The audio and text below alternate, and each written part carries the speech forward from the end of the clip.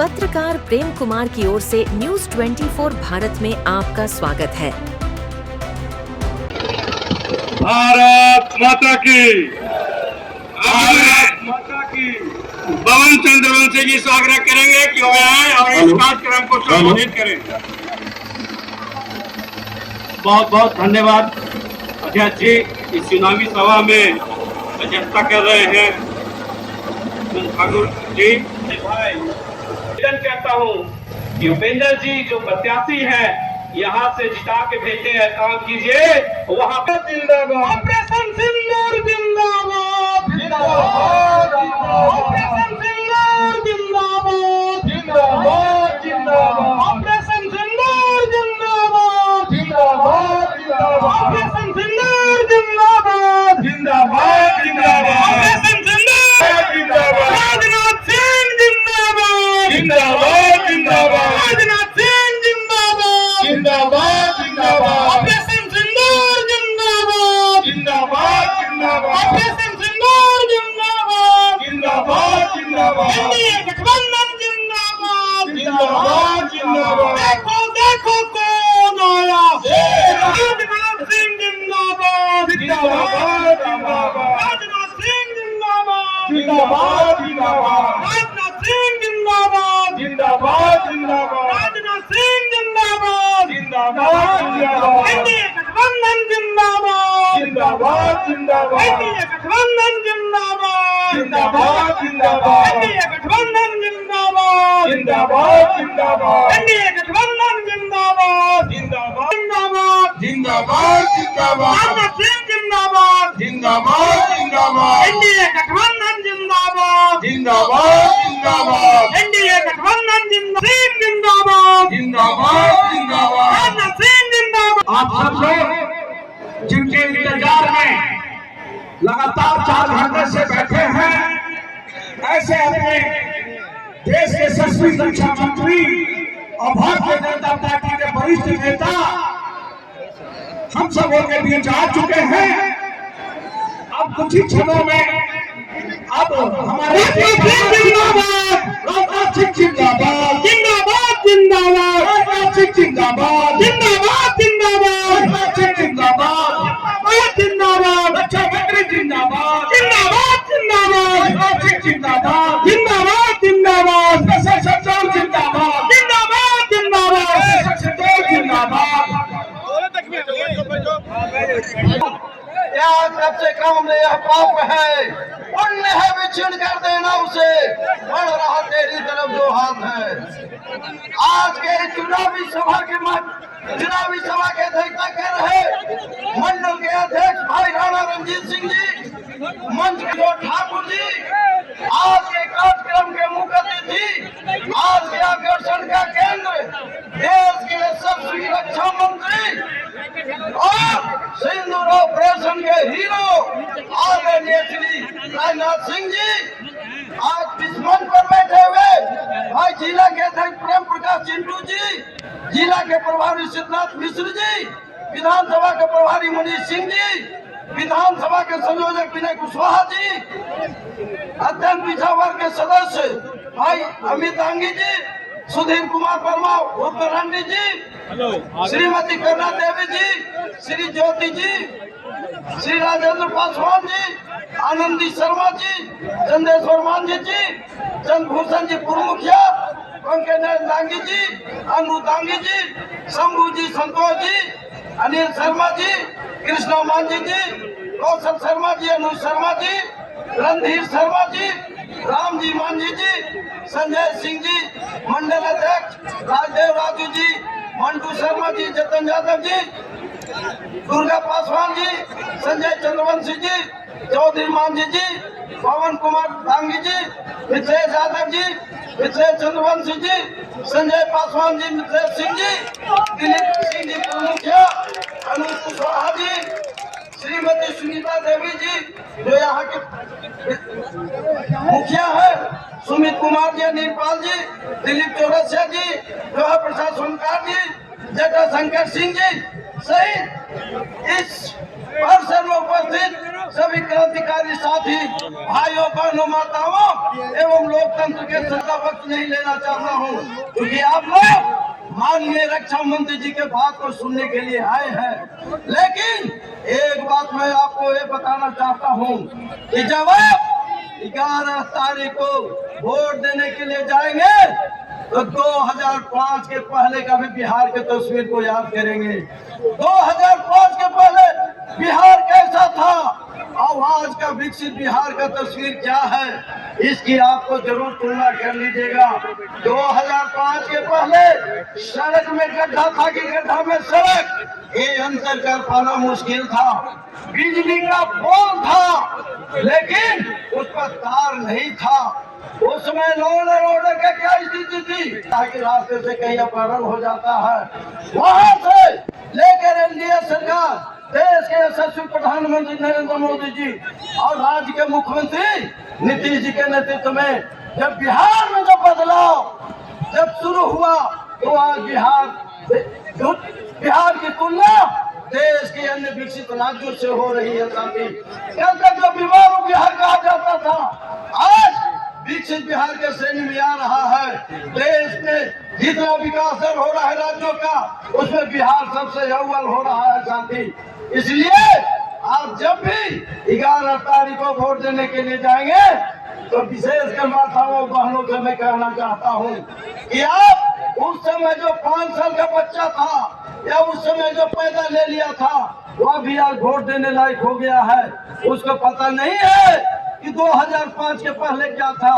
इसलिए वैसे लोगों को ही बताना है कि 2005 के पहले बउआ बिहार की क्या स्थिति थी, उनको भी समझाना है, ताकि जो इंडिया ने आदरणीय प्रधानमंत्री नरेंद्र मोदी जी, नीतीश कुमार जी, जीतन राम जी, चिराग पासवान जी, उपेंद्र कुशवाहा जी, ये 5 दल के नेता ने मेरे हाथ में कमल का फूल देकर आपके बीच में भेजा है।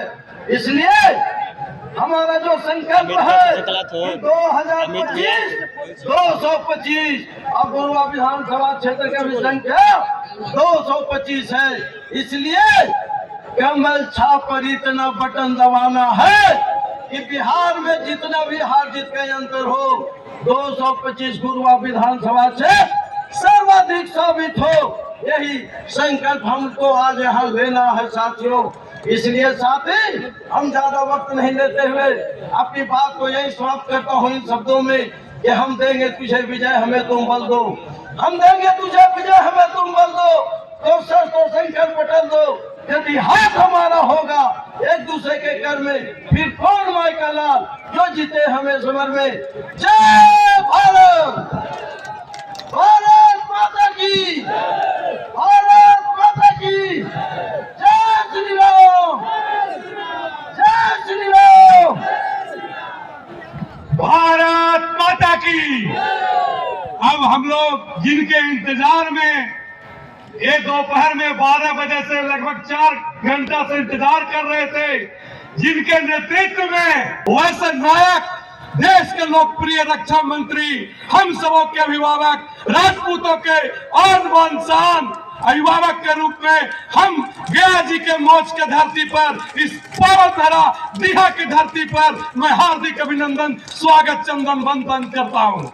मैं अब जिनके इंतजार में आप सब बैठे थे, देश के ओजस्वी तेजस्वी लोकप्रिय रक्षा मंत्री आदरणीय श्री राजनाथ सिंह जी का मैं आरसी वचन से चाहूंगा हम लोगों को संबोधित करें और उत्साहवर्धन करें।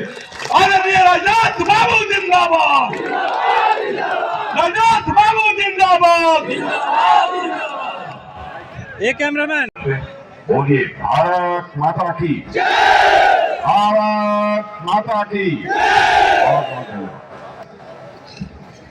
इस गोरवा विधानसभा क्षेत्र के प्रत्याशी श्री उपेंद्र प्रसाद जी धामी, बैठे जी, सब तो बैठ गए, मनीष कुमार सिंह, बैठे पिछड़ा वर्ग अनिल शर्मा जी, क्षेत्रीय पालक डॉक्टर अनुज, उपाध्यक्ष श्री विजय कुशवाहा, श्री सुधीर कुमार वर्मा, श्री पंकज डांगी, श्री सुरेंद्र माझी, जिला परिषद श्री चंद्रेश्वर माझी, राणा संतोष सिंह मुखिया, अमरदेव सिंह जी जनसंघ के बड़े पुराने कार्यकर्ता रहे।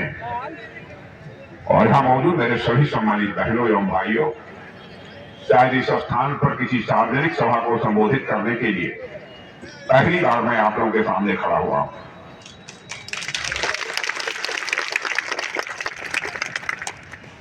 और आप लोगों ने पहली बार आने के बावजूद बहुत ही गर्मजोशी के साथ स्वागत किया है।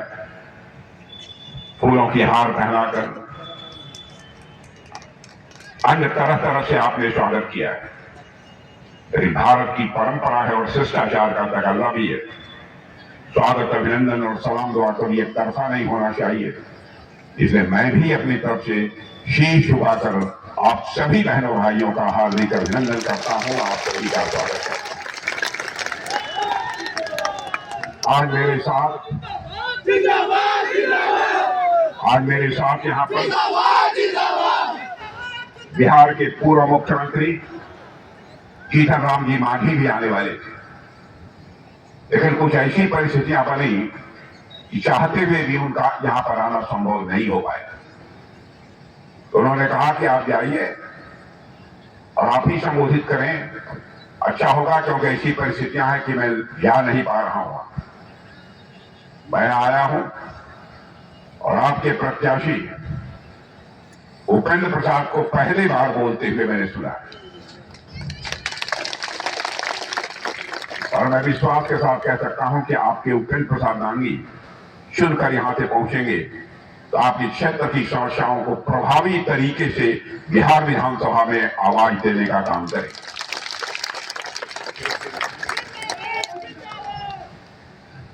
मेरे बहन भाइयों, बिहार में लंबे समय तक आप लोगों ने आरजेडी की सरकार देखी है, आरजेडी कांग्रेस गठबंधन की सरकारों को काम करते हुए देखा है, और पिछले 2 दशक से आप श्री नीतीश कुमार जी के नेतृत्व में सरकार को काम करते हुए देख रहे हैं। मैं समझता हूं सामान्य व्यक्ति भी सहज रूप से इसका अनुमान लगा सकता है दोनों सरकारों में अंतर क्या है। आज यदि आप बिहार के बाहर जाते हैं तो आप कहते हैं आइए ना एनडीए के बिहार में, हमारा विकसित बिहार में। पहले नहीं कहते थे, आज कहते हैं कि आइए ना हमारे एनडीए के बिहार में, हमारा विकसित बिहार में। और बहनों भाइयों, पहले क्या हालत थे, आरजेडी और कांग्रेस के लोग कहते थे आइए ना हमारा बिहार में, ठोक देंगे कपार में। हालात ऐसे थे, जंगल राज का माहौल। और कांग्रेस ने पूरे हिंदुस्तान ही नहीं, दुनिया के देशों में भी इस बिहार को बदनाम किया। लेकिन आज बिहार के प्रति, मैं तो दुनिया के दूसरे देशों में जाता रहता हूं, लोगों का सम्मान बढ़ा है। वो जो भारतीय रहते हैं उनकी सार्वजनिक सभाओं को भी वहां संबोधित करता हूं। दुनिया के दूसरे देशों, अमेरिका हो, रूस हो, चाइना, कोई भी। आज मैं देखता हूं बिहार के प्रति लोगों की धारणा बदली हुई है। क्या तमाशा बना रखा था ये लोग, और आज आपसे वोट मांगते हैं, सरकार बनाने का दावा करते हैं। एक कांग्रेस के नेता हैं राहुल जी, जाति जनगणना की बात करते हैं, जाति जनगणना होनी चाहिए, इस पर किसी को कोई आपत्ति नहीं है। और कहते हैं जाति जनगणना हो जाएगी तो सभी जातियों को हम बराबर का हक देंगे। मैं एक ही सवाल पूछना चाहता हूं, सवाल तो हमारे पास बहुत सारे हैं, लेकिन समय का अभाव होने के कारण राहुल जी से एक ही सवाल मैं पूछना चाहता हूं। मेरी बात आपको सही लगे तो ताली बजाइएगा, नहीं तो मत बजाइएगा। भाइयों, आप जाति जनगणना की बात करते हैं, होनी चाहिए, हमको भी कोई आपत्ति नहीं हो, लेकिन आप जाति जनगणना करके आप क्या करेंगे? आप कहते हैं हम पिछड़ों को हक दिलाएंगे। अब बैठे, हम पिछड़ों को हक दिलाएंगे, हम दलितों को हक दिलाएंगे। मैं आपसे पूछना चाहता हूं, आप नेता विरोधी दल इस समय भारत की संसद में। तो जब नेता विरोधी दल बनने की हैसियत आपकी पार्टी बनी, तो आपने अपने स्थान पर किसी पिछड़े को अथवा किसी अनुसूचित जाति को अथवा किसी मुसलमान को आपने नेता विरोधी दल क्यों नहीं बनाया? इस सवाल का पहले आप जवाब दे लीजिए, तो उसके बाद कोई बात नहीं।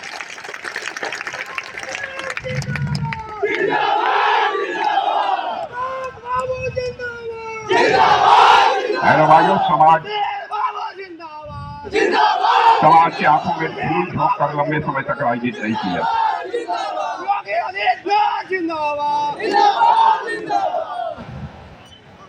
जनता से आंखें चुरा कर भी राजनीति नहीं की जा सकती। राजनीति लिखी जानी चाहिए तो जनता की आंखों में आंख डालकर राजनीति की जानी चाहिए। मैं आपसे पूछना चाहता हूं, यहाँ जितने लोग खड़े हैं, यहां से लेकर वहां तक, मेरे बहनों भाइयों, आपका वोट चोरी हुआ है? आपका वोट चोरी हुआ है किसी का? मैं पूछना चाहता हूं, इधर के लोग जो हाथ उठाकर बताइए, वोट चोरी हुआ है? बार बार कोई मुद्दा नहीं है। लंबे समय तक देश की जनता की आंखों में आप धूल झोंक गए, आज भी वही काम करना चाहते हैं। आपकी सच्चाई को जनता समझ चुकी है। तरह के नाटक ही लोगों के द्वारा किए जाते हैं। आपने देखा होगा कि आज के कुछ दिनों पहले एक तालाब में डुबकी लगा है, देखा था कि नहीं टेलीविजन पर? मेरे बहने भाइयों, कोई दूसरा विकल्प नहीं बचा है उसे।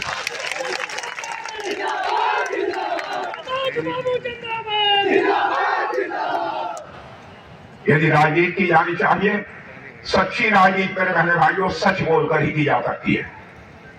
झूठ बोलकर लंबे समय तक राजनीति नहीं की जा सकती। राजनीति यह शब्द ही दो शब्दों को मिलाकर बना हुआ है, राज और नीति। यह नए धातु से बना है, नीति, जिसका अर्थ होता है ले जाना, किस ओर ले जाना। ऐसा राज, ऐसी राज व्यवस्था, ऐसा पॉलिटिकल सिस्टम जो समाज को सन्मार्ग की ओर ले जाने का काम करे, उसे ही हम राजनीति कहते हैं।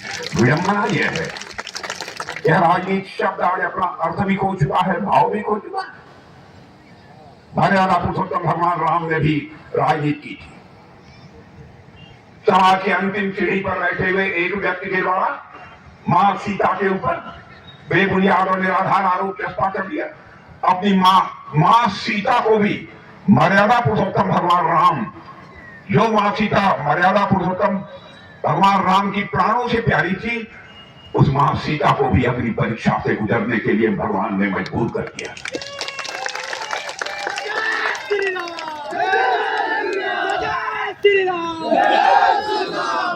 मैं क्षमा करिएगा, मेरे मन में एक तड़पन है, आक्रोश है, इसलिए बोल रहा हूं। बहन भाई, कब तक इस देश में जनता की, भोली भाली जनता की आंखों में धूल झोंक कर राजनीति की जाती है? और यह सिलसिला यदि कोई बंद कर सकता है तो कोई नेता नहीं बंद कर सकता। आप जैसे लोग ही इसे बंद कर सकते हैं। बहनों भाइयों, यदि आते हैं तो उनसे सवाल किए जाने चाहिए, पूछे जाने चाहिए। सर नहीं यार, स्पीड वही दूसरी चीज की, आपने अपने समाज सुधारक बनते हैं, आपके नाम के आगे गांधी लगा है। महात्मा गांधी ने देश को आजादी दिलाई, लेकिन महात्मा गांधी ने सत्ता स्वीकार नहीं किया, और आप तो बराबर उसी की तलाश में रहते हैं, बराबर उसी के लिए कोशिश करते हैं। मैं उनसे कहना चाहता हूं, अपने गांधी नाम की सार्थकता सिद्ध करने की कोशिश करिए।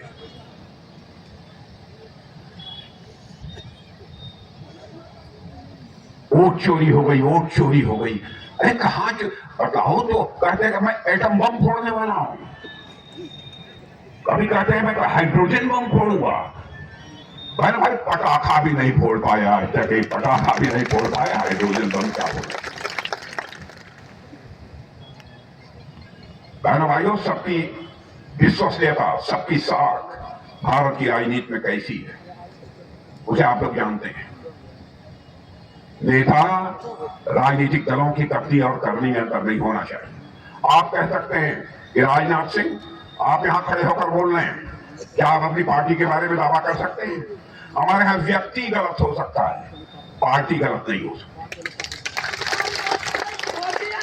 पार्टी जिंदाबाद जिंदाबाद जिंदाबाद भारतीय जनता पार्टी जिंदाबाद मैं याद दिलाना चाहता हूँ श्रद्धेय अटल बिहारी वाजपेयी भारत के प्रधानमंत्री थे। मेरे बहनों भाइयों, एक वोट से उनकी सरकार गिर गई। प्रधानमंत्री थे, चाहते तो 20 सांसदों को खरीद सकते थे, अपने पक्ष में खड़ा कर सकते थे, लेकिन उन्होंने कहा सरकारें तो आएंगी, सरकारें तो जाएंगी, लेकिन देश रहना चाहिए। यह हमारे अटल बिहारी वाजपेयी ने कहा। और आज सत्ता हासिल करने के लिए वो लोग खरीद फरोख्त करते हैं, सांसदों विधायकों की खरीद फरोख्त, और ये लोग हम लोगों को पाठ पढ़ाएंगे। और जो बराबर घोषणा पत्र जारी करते हैं, बराबर घोषणा पत्र जारी करते हैं, लेकिन घोषणा पत्र में किए गए अपने वादों को पूरा नहीं करते। हम लोगों ने भी घोषणा पत्र जारी किया। मेरे बहनों भाइयों, मैं विनम्रता पूर्वक आप सभी लोगों से निवेदन करना चाहता हूं, घोषणा पत्र को देखिए, और सामान्य बात नहीं है, जो कहा है वो करेंगे, चाहे उसके लिए जो भी कीमत चुकानी पड़े। यह सामान्य घोषणा नहीं है, घोषणा पत्र नहीं है, यह जो अटल प्रतिज्ञा है।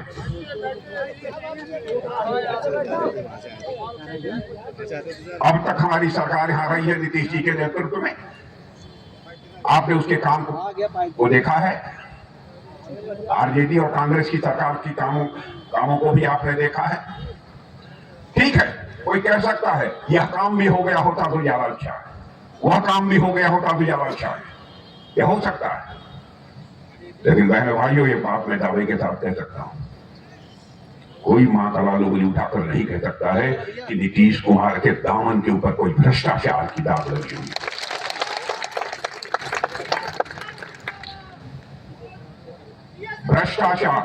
भ्रष्टाचार भाषण देकर समाप्त नहीं किया जा सकता। भ्रष्टाचार को यदि कम करना है, समाप्त करना है, तो सिस्टम में बदलाव लाकर, व्यवस्था में बदलाव लाकर ही भ्रष्टाचार को कम किया जा सकता है अथवा समाप्त किया जा सकता है। आप ये पूछेंगे कैसे? मैं एक सवाल करना चाहता हूं, व्यवस्था में परिवर्तन ला दीजिए, सिस्टम बदल दीजिए, भ्रष्टाचार कम हो जाएगा, समाप्त भी किया जा सकता है। जैसे ये बताइए, प्रधानमंत्री किसान सम्मान निधि के अंतर्गत आप लोगों को 6,000 रुपया खाते में आता है कि नहीं आता है? आता है ना भाई, उसे 1 रुपया भी कोई खाने पाता है? भाई ये 6,000 रुपया जो आता है, 1 रुपया भी कोई खाने पाता है? माताओं बहनों को जो 10,000 रुपया नीतीश कुमार जी ने की एनडीए सरकार ने दिया, उसमें से 10,000 ना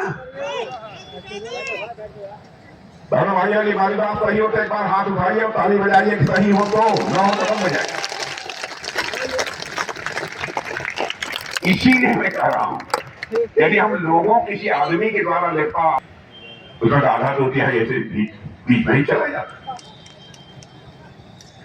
मैं किसी व्यक्ति पर आरोप नहीं लगा रहा हूं, व्यवस्था की बात मैं कर रहा हूं। ऐसे ही भ्रष्टाचार को इस हिंदुस्तान में कोई कम कर सकता है अथवा काफी हद तक अंकुश लगा सकता है, तो केवल एनडीए ही लगा सकती है और कोई दूसरा नहीं लगा सकता, क्योंकि इनकी नीयत में खोट है। आज हमारा एनडीए के नेतृत्व में हमारा बिहार इतनी तेजी के साथ आगे बढ़ रहा है, क्या पूछना, इसकी चर्चा बाहर भी होने लगी है। इसलिए मैं आप सभी से निवेदन करने आया हूं कि बहनों भाइयों, आपका समर्थन हम सबको प्राप्त होना चाहिए। हमारे प्रधानमंत्री मोदी जी को भी सरकार चलाते हुए पिछले 11 वर्षों से आप देख रहे हैं। याद दिलाना चाहता हूं 2014 की आपको, उस समय जो हम लोगों ने कहा था करके दिखाया। पहला चुनाव उस समय जब 2014 में पार्टी का राष्ट्रीय अध्यक्ष मैं स्वयं था, बराबर मोदी जी मुझसे कहते थे, राजनाथ जी ये जरूर देख लीजिएगा कि घोषणा पत्र में कहीं कोई ऐसी चीज ना आ जाए जिसको हम पूरा न कर पाए। मैंने कहा पूरी सावधानी बरतेंगे।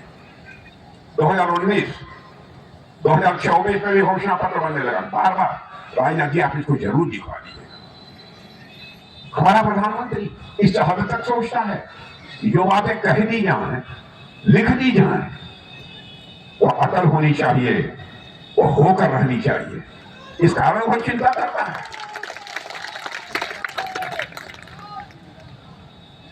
इसीलिए मैंने कहा कि हमारा यह घोषणा पत्र यह अटल प्रतिज्ञा है, सामान्य घोषणा पत्र नहीं है। और आपने देखा कि इस तरीके से हम लोगों ने सरकार चलाई है बहनों भाइयों, सारी दुनिया में भारत की प्रतिष्ठा बढ़ी है, भारत का कद ऊंचा हुआ है।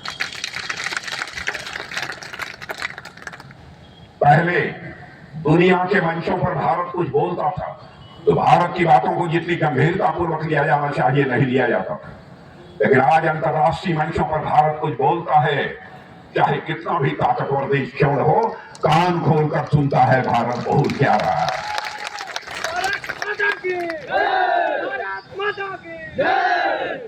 धन दौलत के मामले में भारत दुनिया में गरीब गिना जाता है, गरीब देशों की कतार में हम खड़े थे। करिश्मा किया हमारे प्रधानमंत्री ने 9 वर्षों के अंदर ही। मेरे बहनों भाइयों, आज हमारा भारत जो पहले 2014 में धन दौलत के मामले में, अर्थव्यवस्था के आकार के मामले में दुनिया के देशों में 11वें स्थान पर खड़ा था, आज वो जंप लेकर 4थे स्थान पर पहुंच गया।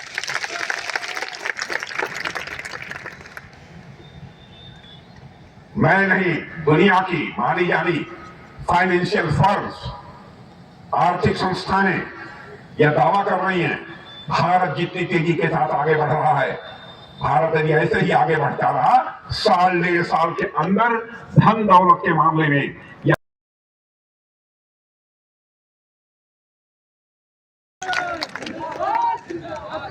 ऑपरेशन सिंदूर के दौरान आपने देख लिया हमारे सेना के जवानों के पराक्रम को। बताइए, हमारे पड़ोसी देश पाकिस्तान से कुछ आतंकवादी चोरी छिपे भारत की सीमा में घुस आते हैं,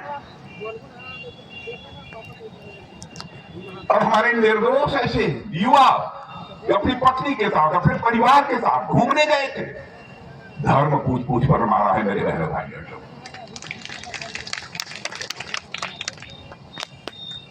लेकिन उसके बाद एक बैठक हुई, मैंने पूछा अपने सेनाध्यक्षों से, बताइए ऑपरेशन करना तैयार है? बहनों भाइयों, क्षण भर की देर नहीं लगाई, तीनों हमारे अध्यक्षों ने कहा कि तैयार है। प्रधानमंत्री जी के साथ हम लोग बैठे, प्रधानमंत्री जी को सारी जानकारी थी, प्रधानमंत्री जी ने फिर भी सबकी सुनी, सुनने के बाद कहा कि आप लोग आगे बढ़िए, आपको खुली आजादी है, जो भी करना चाहते हैं वो करिए। और आपने देखा बहनों भाइयों उसके बाद क्या हुआ। हम लोगों ने केवल आतंकवादी ठिकानों को ही टारगेट किया, पाकिस्तान की जनता को हमने टारगेट नहीं किया। और हम लोगों को हिंदू मुसलमान के आधार पर लोग देखते हैं।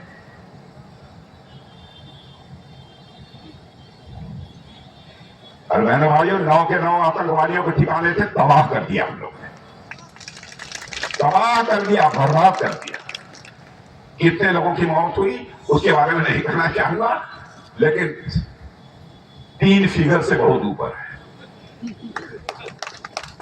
बहुत ऊपर है। सेना ने अपने शौर्य और पराक्रम का परिचय दिया है। उस सेना में भी कहते हैं राहुल जी, जातिगत है, कम से कम सेना को मत टच कर।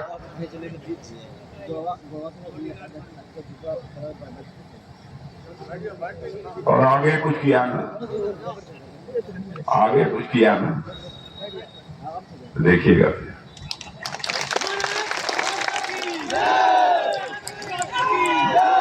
बस इतना ही कह के जाना चाहता हूं कि ऑपरेशन सिंदूर समाप्त नहीं हुआ है, केवल अभी रोका है, हाल फिलहाल स्थगित है, समाप्त नहीं हुआ। इसलिए बहनों भाइयों, भारत को ताकतवर भारत बनाना है, भारत को एक मजबूत भारत बनाना है। आप सबका समर्थन, आप सबका आशीर्वाद ये एनडीए को चाहिए। वही आपका आशीर्वाद मांगने के लिए आप सबके बीच मैं यहां पर आया हूं। भाई, चुनावी घोषणा पत्र में क्या क्या बातें कही गई हैं उसकी बहुत विस्तार में जाकर चर्चा नहीं करना चाहता। आप लोगों को इन लोगों ने बताया ही होगा। लेकिन सब मिलाकर के मुझे कहना हो तो हालत यह है कांग्रेस या दूसरे दलों की, जब उनको कुछ नहीं आता ना तो अनावश्यक आरोप लगाते हैं। और भाई, आपको सरकार चलाने आता ही नहीं है। नाचे न आवे तो अंगनवे टेढ़, नाचने आता ही नहीं। आप कहते क्या कर रहे हैं, आंगन टेढ़ाया नहीं तो मैं बहुत अच्छा नाच लेती। क्या बात है। अब इन लोगों को मैं समझता हूं कि आप अच्छी तरह समझते हैं। संवैधानिक संस्थाओं पर आरोप लगा रहे हैं। हमारे यहाँ चुनाव आयोग उस पर आरोप लगाते हैं। चुनाव आयोग बार बार सफाई देता है, कहता है प्रमाण लेकर आओ। नहीं, प्रमाण नहीं देंगे, खुलासा करेंगे, हाइड्रोजन बम फोड़ेंगे, एटम बम फोड़ेंगे। बहनों भाइयों, अब बिहार में भी समझ गए हैं कि हारना तय के बहाने ढूंढ रहे हैं। इसलिए आपने देखा होगा तालाब में जाकर डुबकी लगा रहे थे। कोई विकल्प इनके सामने नहीं बचा है। इसलिए मैं आप सबसे कहने आया हूं कि आगे समय में देख रहा हूं, क्योंकि मुझे भी उड़ान भरनी है, नहीं तो 10-15 मिनट और बातें आपके सामने मैं अपनी रखता। लेकिन हमारे प्रत्याशी कहाँ हैं? हाँ, उपेंद्र जी, उपेंद्र प्रसाद जी दांगी। नहीं, माला मैं नहीं पहना ना। माला पहनाने का हक इनको है, माला पहनाने का हक इनको है। उपेंद्र प्रसाद जी दांगी, बहन भाइयों, इनको माला कोई पहनाएगा भी जनता पहनाएगी। मैं देखता हूँ परंपरा चल पड़ी है, बाहर से नेता आते हैं, कहते हैं माला पहना दो। क्यों माला पहनाने? हमको क्या हक है माला पहनाने का? माला पहनाना और माला उतारना यह अधिकार लोकतंत्र में किसी को प्राप्त है तो देश की जनता को प्राप्त है।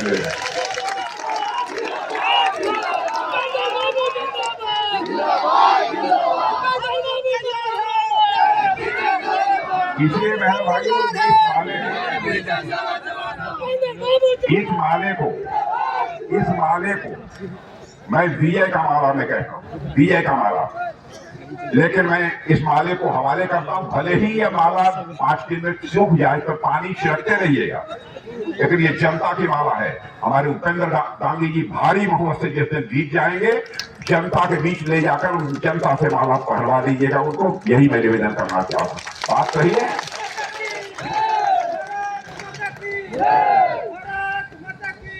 एक बात और छूट गई है, जहां कोई 2,500 एकड़ की जमीन है वो हमारे ही मंत्रालय की डीआरडीओ की है। इस पर कुछ योजना होनी चाहिए। तो कहेंगे आप हमसे मिलिएगा। उसके बाद वैसे हम लोगों ने तय किया है कि जैसे तमिलनाडु और उत्तर प्रदेश में डिफेंस कॉरिडोर है, वैसे ही बिहार में भी एक डिफेंस कॉरिडोर बनाया जाए। यह सब सारी चीजें अब यह भी तय किया है। हर जिले में फैक्ट्री लगेगी, यह भी घोषणा पत्र में कहा है। इसके अतिरिक्त यह भी कहा है 100 एमएसएमई छोटे लघु ऐसे उद्योगों की पार्क बनाए जाएंगे ताकि हमारे बिहार के नौजवानों के हाथों को रोजगार का अवसर मिल सके। ऐसे कई फैसले हम लोगों ने किए। इसलिए बहनों भाइयों, आप हमारे उपेंद्र दांगी जी को भारी मतों से विजय दिलाइए। अच्छा रहा होता कि हमारे मित्र आज जीतनराम जी मांझी यहाँ पर भी होते, लेकिन वो नहीं आ पाए। इसलिए मैं यहीं पर आप सबको धन्यवाद देते हुए तो मैं यह विश्वास लेकर जाऊंगा, कोई नाराज भी हो तब भी मैं हमको ईमानदारी से कहना तो बतला दीजिए, क्योंकि मैं ईमानदारी से बोलता हूँ, ईमानदारी से सुनना चाहता हूँ। आप हमारे उपेंद्र दांगी को जिता के भेज देंगे कि नहीं भेजेंगे? पक्का? इधर के लोग आप बताओ, सब लोग पक्का? तो मेरी बात अंतिम सुन लीजिए। उपेंद्र दांगी जी आप चुनाव जीत जाएंगे, जनता ने कह दिया, जनता के आदेश से बड़ा कोई दूसरा आदेश नहीं है। लेकिन मैं कहूंगा, जीत जाने के बाद कभी भी आप पार्टी के लोगों से बातचीत कर लीजिएगा और उसके बाद आप मुझे बुलाऊंगा तो मैं फिर से इस स्थान पर यहां पर आऊंगा।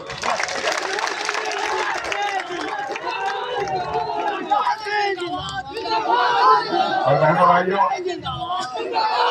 भाइयों, दोबारा यदि मैं यहाँ पर आना चाहूंगा, दोबारा यहाँ आना चाहूंगा, मैं फूलों की हार पहनने के लिए नहीं आना चाहूंगा, बल्कि एक बार शीश झुकाकर आप सभी के प्रति आभार व्यक्त करने के लिए आऊंगा और आप सभी को धन्यवाद देने के लिए आना चाहूंगा।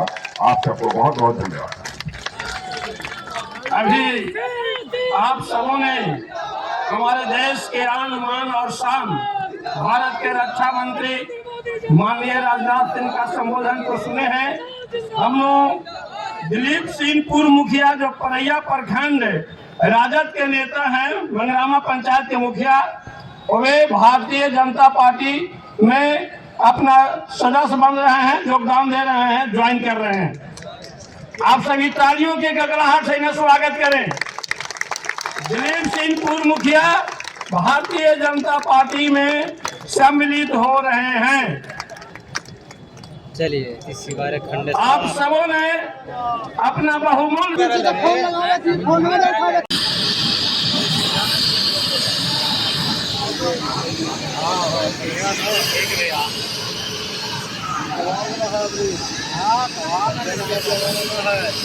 नहीं चलेगा उसका।